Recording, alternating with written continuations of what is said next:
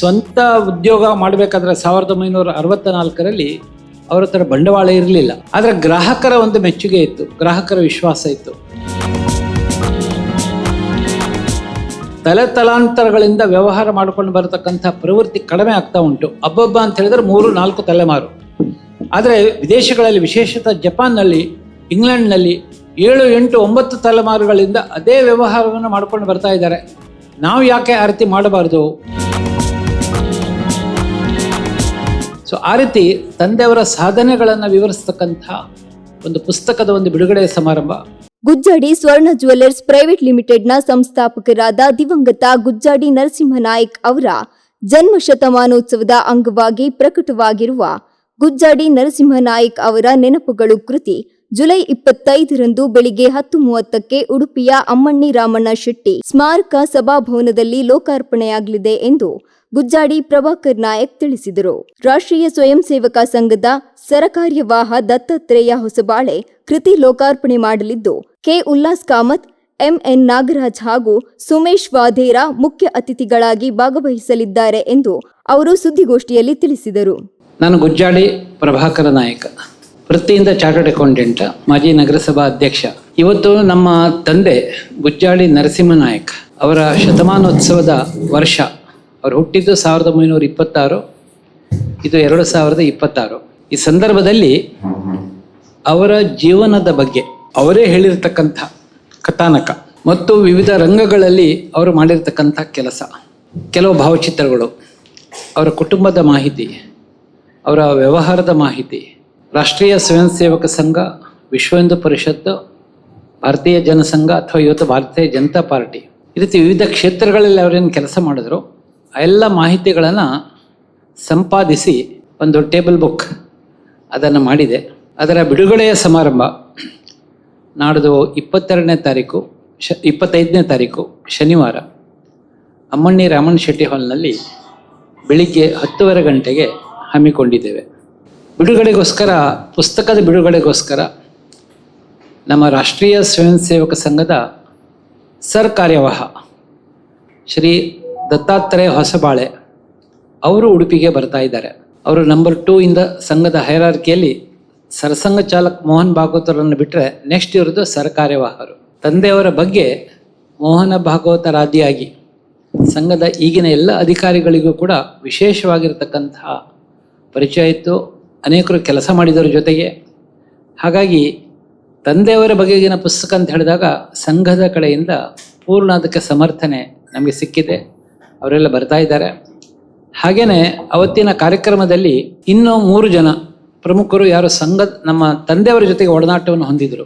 ಮೈನಾ ನಾಗರಾಜ್ ಅಂಥೇಳಿ, ಅವರು ವಿಶ್ವ ಹಿಂದೂ ಪರಿಷತ್ತಿನ ಕಾರ್ಯಕರ್ತರಿದ್ದರು, ಇಂಜಿನಿಯರ್ ಇದ್ದರು, ಅವರು HL ಅದಾದ ನಂತರ ರಾಮಾಯಣ ಮಹಾಭಾರತದ ಬಗ್ಗೆ ಇಡೀ ಕರ್ನಾಟಕದಲ್ಲಿ ಭಾರತ ಸಂಸ್ಕೃತಿ ಪರಿಚಯ ಪರೀಕ್ಷೆ ಅಂಥೇಳಿ ಪರೀಕ್ಷೆಗಳನ್ನು ಮಾಡಿ ಅದರಲ್ಲಿ ರಾಜ್ಯ ಮಟ್ಟದಲ್ಲಿ, ಜಿಲ್ಲಾ ಮಟ್ಟದಲ್ಲಿ ಮತ್ತು ಶಾಲಾ ಮಟ್ಟದಲ್ಲಿ ಬಹುಮಾನಗಳನ್ನು ಕೊಡ್ತಕ್ಕಂಥ ಒಂದು ವ್ಯವಸ್ಥಿತ ಯೋಜನೆ ಇವತ್ತಿಗೂ ನಡೀತಾ ಉಂಟು. ಅದರ ಆರಂಭದಿಂದ ಇವತ್ತಿನ ತನಕ ಮಾರ್ಗದರ್ಶನ ಮಾಡ್ತಾ ಇರತಕ್ಕಂಥ ಮೈನಾ ನಾಗರಾಜ್ ಅವರು ನಾಳೆ ದಿನ ಕಾರ್ಯಕ್ರಮದಲ್ಲಿ ಭಾಗಿಯಾಗ್ತಾರೆ. ಅವರು ಮಾತಾಡೋರಿದ್ದಾರೆ. ಹಾಗೆಯೇ ಆರ್ಟ್ ಆಫ್ ಜ್ಯುವೆಲರಿ ಅಂಥೇಳಿ ನಮ್ಮ ದೇಶದ ಒಂದು ದೊಡ್ಡ ಒಂದು ಪತ್ರಿಕೆ, ಅದರ ಸಂಪಾದಕರು, ಅದರ ಪ್ರಮೋಟರ್ ಕೂಡ ಸುಮೇಶ್ ವಧೇರಾ ಅವರು ಕೂಡ ಬರ್ತಾ ಇದ್ದಾರೆ. ಅವರು ನನ್ನ ತಂದೆಯವ್ರ ಜೊತೆಗೆ ಬೆಂಗಳೂರಿನಲ್ಲಿ ಒಡನಾಟವನ್ನು ಹೊಂದಿದರು. ಅದಾದ ನಂತರ ಉಲ್ಲಾಸ್ ಕಾಮತ್ ಅವರು ಇವತ್ತು ಕಾರ್ಪೊರೇಟ್ ಮತ್ತು ದೊಡ್ಡ ದೊಡ್ಡ ವೃತ್ತಿಪರ ಸಮೂಹಗಳಿಗೆ ಮಾರ್ಗದರ್ಶಕರಾಗಿ ಕೆಲಸ ಮಾಡ್ತಾ ಇದ್ದಾರೆ. ಹಿಂದೆ ಜ್ಯೋತಿ ಲ್ಯಾಬೊರೇಟರೀಸ್ನ CEO ಆಗಿ ಅವರ ವೃತ್ತಿ ಜೀವನವನ್ನು ಆರಂಭ ಮಾಡಿದ್ರು. ಅದರಲ್ಲಿ ತುಂಬ ಯಶಸ್ಸನ್ನು ಸಾಧನೆ ಮಾಡಿದ್ರು.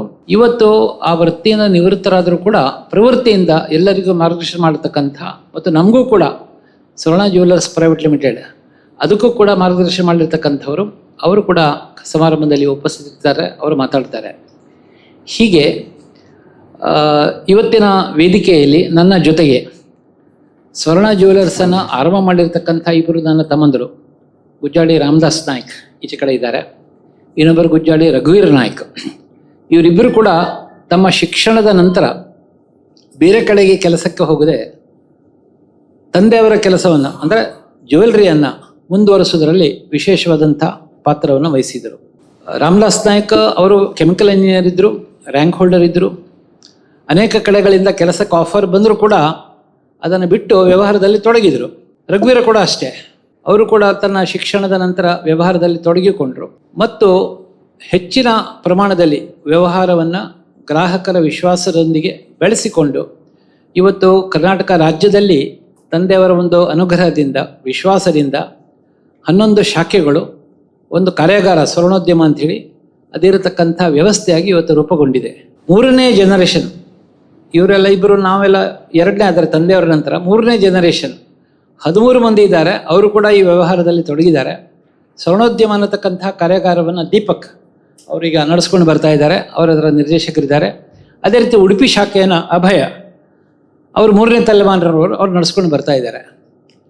ಸೊ ಈ ತಂದೆಯವರ ಒಂದು ವಿಶೇಷತೆ ಏನಂತ ಹೇಳಿದ್ರೆ, ಅವರು ತುಂಬ ಕಷ್ಟದಿಂದ ಮೇಲೆ ಬಂದವರು, ವ್ಯವಹಾರದಲ್ಲಿ ಪ್ರಾಮಾಣಿಕತೆಯಿಂದ, ವಿಶ್ವಾಸದಿಂದ. ಸ್ವಂತ ಉದ್ಯೋಗ ಮಾಡಬೇಕಾದ್ರೆ 1964ರಲ್ಲಿ ಅವರ ಹತ್ರ ಬಂಡವಾಳ ಇರಲಿಲ್ಲ, ಆದರೆ ಗ್ರಾಹಕರ ಒಂದು ಮೆಚ್ಚುಗೆ ಇತ್ತು, ಗ್ರಾಹಕರ ವಿಶ್ವಾಸ ಇತ್ತು.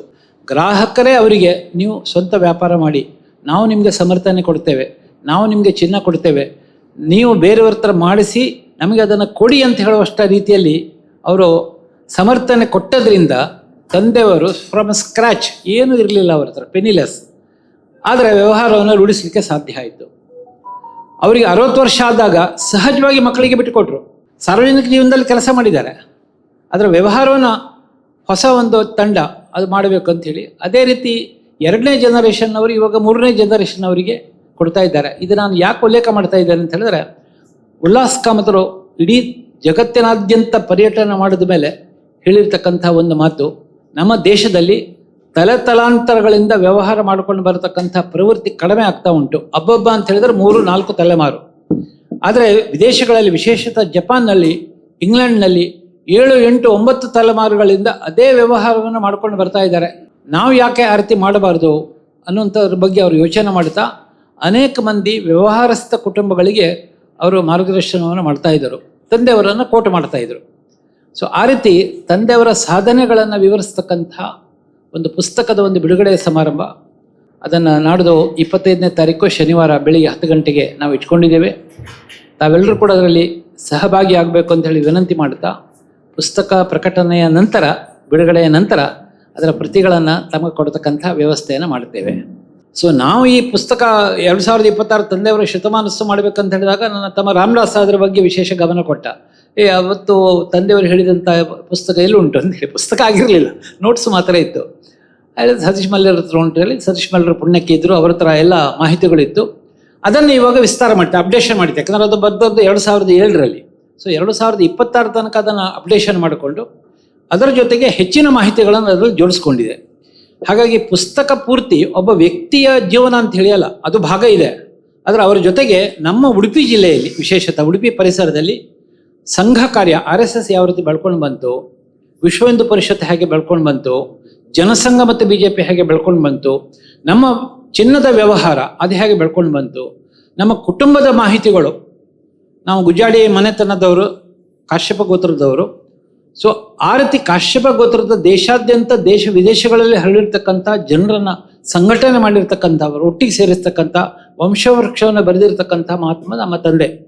ಆ ಎಲ್ಲ ಮಾಹಿತಿಗಳು ಮತ್ತು ನಿಮಗೆ ಆಶ್ಚರ್ಯ ಆಗಬಹುದು, ಆ ಪುಸ್ತಕದಲ್ಲಿ ಯಾವ ರೀತಿಯಲ್ಲಿ ಬೇರೆ ಬೇರೆ ನಮಗೆ ಪರಿಚಯ ಇರತಕ್ಕಂಥ ಕುಟುಂಬಗಳ ವಂಶವೃಕ್ಷಗಳನ್ನು ಅವ್ರ ಹತ್ರ ಇಲ್ಲ, ಅದನ್ನು ಸಂಗ್ರಹಿಸಿ ಮುದ್ರಣ ಮಾಡಿದೆ. ಅದರ ಎಲ್ಲ ಒಂದು ಕ್ರೆಡಿಟ್ ಹೋಗಬೇಕಾಗಿರುವಂಥದ್ದು ರಾಮದಾಸ್ ನಾಯಕನಿಗೆ. ಅವನ 1 ವರ್ಷದ ಪರಿಶ್ರಮ, ಸಾಕಷ್ಟು ಕ್ಷೇತ್ರ ಪರ್ಯಟನೆ ಮಾಡಿ ಅನೇಕರ ಹತ್ರ ಮಾಹಿತಿಗಳನ್ನು ತಗೊಂಡು ಅನೇಕ ದಾಖಲೆಗಳನ್ನು ನೋಡಿದ್ದು, ಅಧಿಕೃತವಾಗಿ ಯಾವುದರಲ್ಲಿ ಉತ್ಪ್ರೇಕ್ಷೆ ಇಲ್ಲ, ಇಟ್ಸ್ ಅ ಫ್ಯಾಕ್ಚುವಲ್. ಆ ರೀತಿ ಪುಸ್ತಕವನ್ನು ತುಂಬ ಸುಂದರವಾಗಿ ಬಂದಿದೆ. ಭಾವಚಿತ್ರಗಳು ಕೂಡ ಉಂಟು, ಹಳೆ ಭಾವಚಿತ್ರಗಳು ಉಂಟು. ಕೆಲವು ಇವತ್ತಿನ ಬಳಸಿ ಒಂದಷ್ಟು ಸರಿ ಮಾಡಿದ್ದುಂಟದ್ದು, ಅದು ಬಿಟ್ಟರೆ ಎಲ್ಲ ಆ್ಯಕ್ಚುಯಲ್ ಭಾವಚಿತ್ರಗಳೇ. ಹಳೆ ಎಷ್ಟು ಸಿಕ್ಕಿದೆ ನಮಗೆ ಅದೇ ಭಾವಚಿತ್ರಗಳನ್ನು ಹಾಗೆ ಉಪಯೋಗ ಮಾಡಿದ್ದೇವೆ. ಕೆಲವು ಸ್ವಲ್ಪ ಬದಲಾವಣೆಗಳನ್ನು ಮಾಡಬೇಕಾಗಿ ಬಂತು, ಆದರೆ ವಾಸ್ತವಿಕ ಒಂದು ವಿಷಯದ ಬಗ್ಗೆ ಆ ಪುಸ್ತಕದಲ್ಲಿ ಮಾಹಿತಿಗಳು ಉಂಟು.